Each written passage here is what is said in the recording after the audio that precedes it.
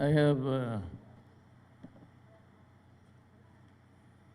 two-page speech prepared by the staff, but I shall read it, and after that, I will just add my own statements to reflect my sentiment of the moment. To our troops, I stand in solidarity with you as we honor the memory of your comrades, my soldiers, who gave their lives in the name of peace here in Sulu. The recent bombings that took the lives of several civilians, including those of your fellow soldiers, will only further strengthen our resolve to crush the lawless elements behind this cowardly act. For decades, Mindanao's progress has been hindered by the threat of insurgency and extremism. Kung wala lang ho sana itong the seed of hatred na nakalagay sa isip from generation to generation, sana ngayon maganda na ang buhay para sa lahat. This unfortunate incident is only one of the countless incidents that prove that we should never be complacent when it comes to terrorism. Lagi ninyong tandaan na ang kaligtasan ng ating mamamayan at mga komunidad ang inyong prioridad. Right now, our entire nation is dealing with a global health crisis, yet enemies of the state will still find the energy to perpetrate the acts of violence and terrorism. Now, more than ever, our nation needs our armed forces to ensure that these terrorists will never succeed in their pointless goals. By choosing to fight for your country here in Sulu, you honor the ultimate sacrifice of your fellow soldiers and the countless others who fought before you. I know that the ongoing pandemic has not only made your responsibilities even more complicated and more hardships. Yet in the spirit of selflessness, you remain strong in your mission for the Filipino people. Because of this, I am humbled by your commitment, inspired by your patriotism, and grateful for your continued support. Bilang isang Pilipino, ibibigay ko sa inyo ang lahat ng suporta na kailangan ninyo para matupad ang inyong misyon dito sa Hulo. I commit myself to work with you, my dear troops, to ensure that these terrorists will have no future in this country. You know, Sakor, it is not the fault of the native Filipinos tayo. We never had any religion before. Well, until the evangelists of religions came over. Wala ho tayong away noon. At maniwala't kahit hindi, itong Bisaya pati Tausug, kung pakinggan mo lang mabuti, magkakaintindihan tayo. What I'm trying to say is that the irony of it all is that Lapu-Lapu was a spin-off of the tribe of the Tausugs that settled in Cebu, is the same Lapu-Lapu that I honor and bestowed upon him the prestige of being a national hero. It was not until after I was president. You know, in the past, sinasabi lang nila, Lapu-Lapu, pangpiritong isda lang yan, ilununan. But he was the first Filipino to resist the invader. Siya yung unang nagipagbakbakan. And to think that he was a descendant of the Tausugs who settled earlier in the Visayan. The other tribe is the Hiligaynon, which are the Hilongbos now. And yet I'm giving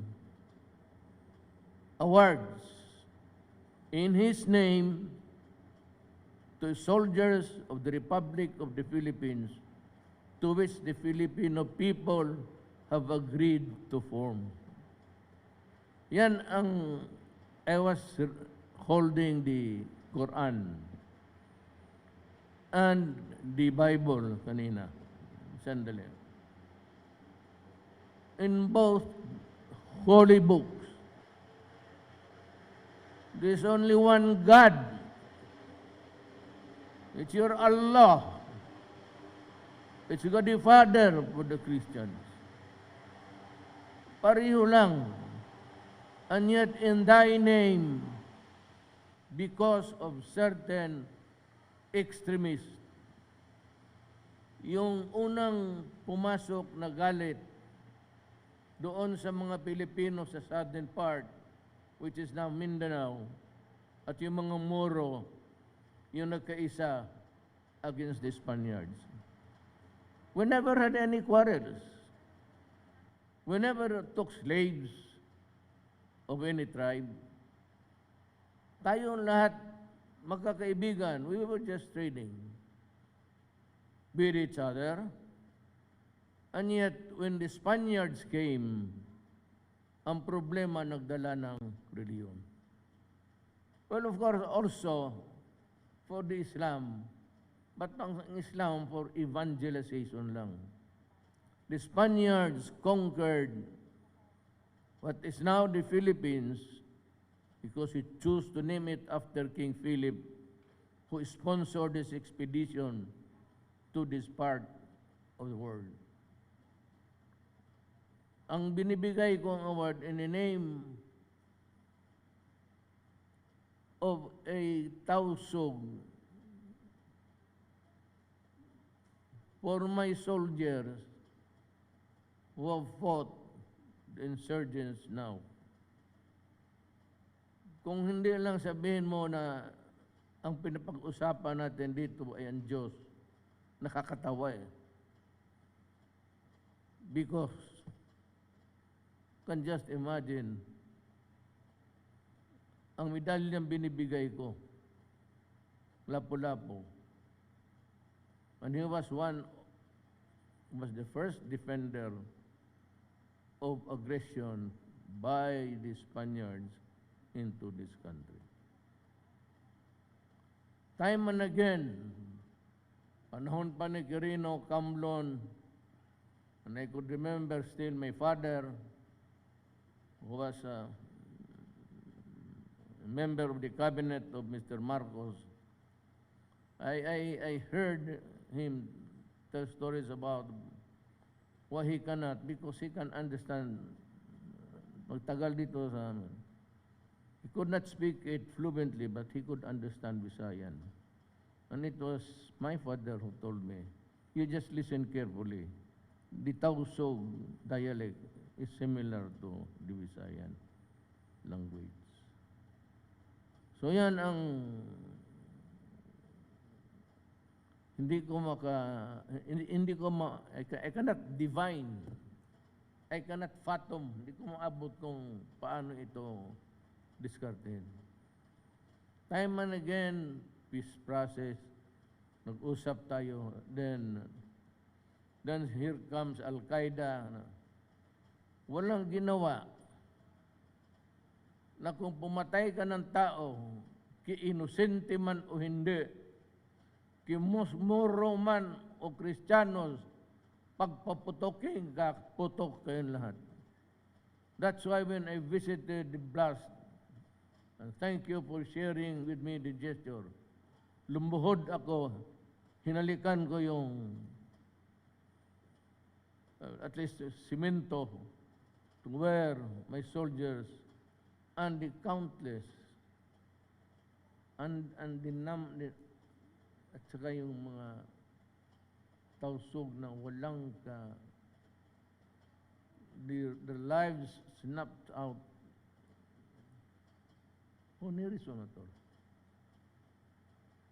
May 2 taon pa ako, ayaw ko kung ano ang magawa ko talaga. But you know, when you go into a fighting, may galit na yan. Mahirap ito arigluhin kasi lahat may sugat na sa puso. And it would take more than a generation to do this. I hope that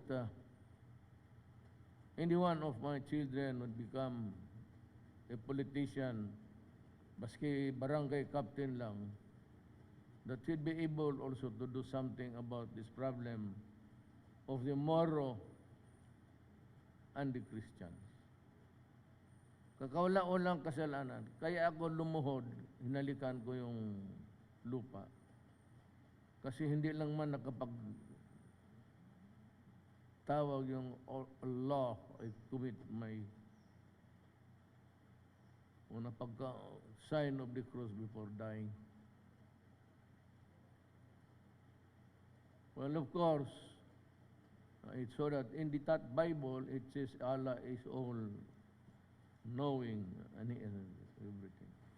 And He controls the lives of people and the workings of the universe. In the same manner, ganun rin ang Biblia ng Kristiyanos. Says that for everything under the sun, there is a season. There is a season to plant and a time to harvest. There is a time to build and a time to destroy. There is a time for sadness, but there is a time for joy. There is a time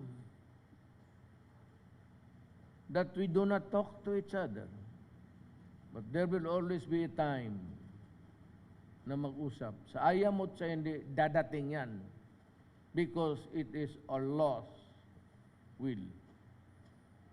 If Allah says that it's about time that we stop the carnage of killing each other, then He will find the reason for the Moro and the Christians and the others tribes professing the Christian faith. We will have the time. As there is a time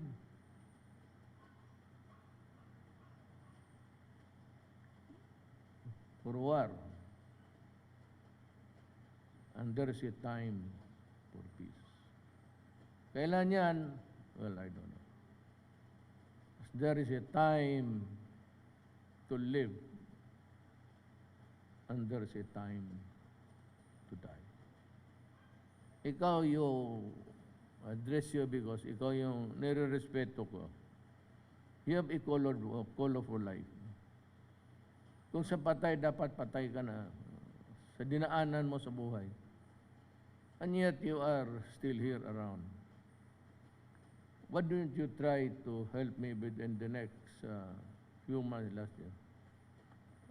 Just to talk about peace. It need not really be an arrangement. And just talk about peace. Mahirap kasi because ang bomba, hindi kasi namimili.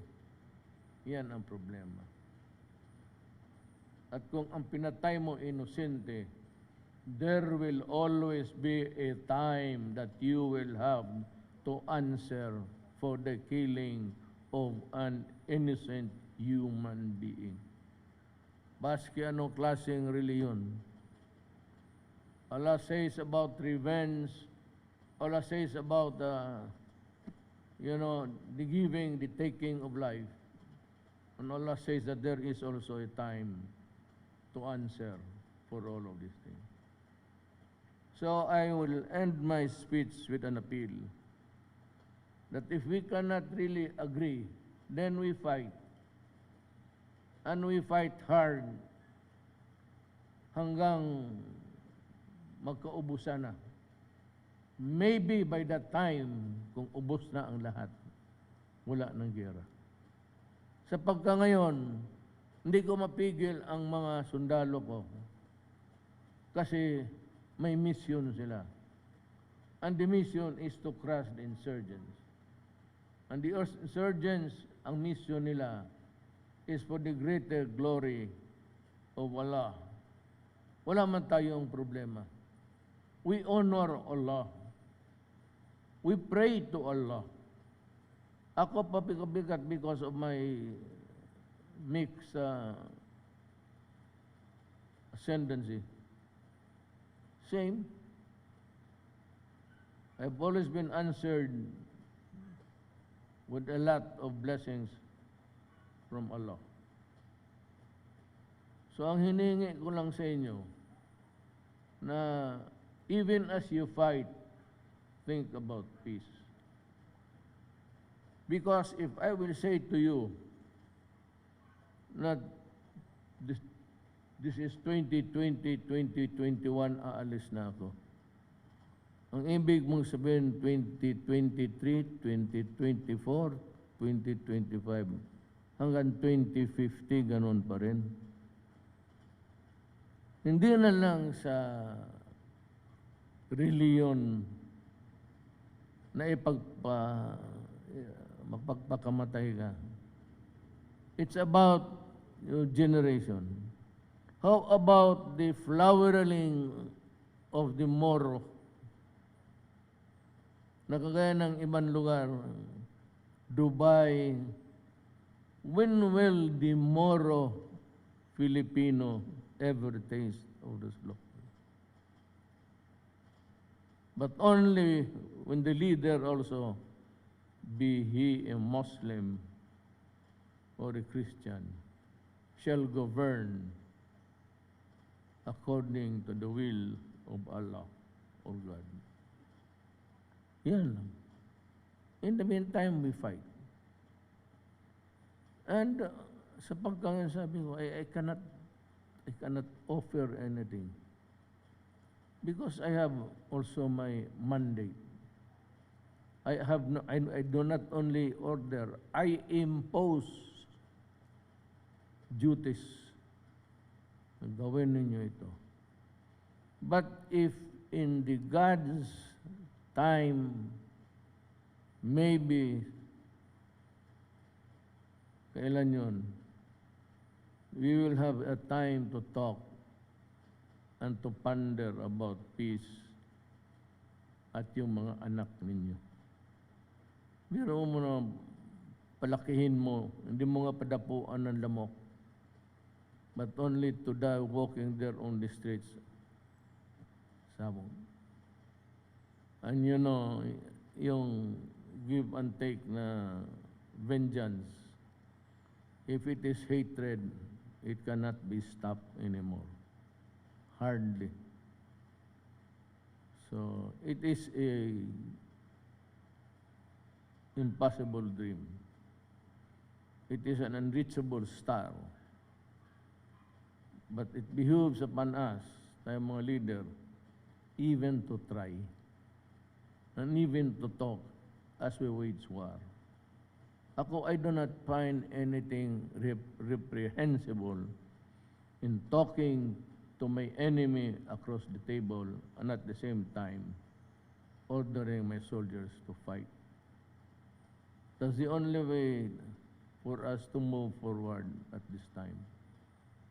But I hope that Allah will someday give the light to the minds of everybody.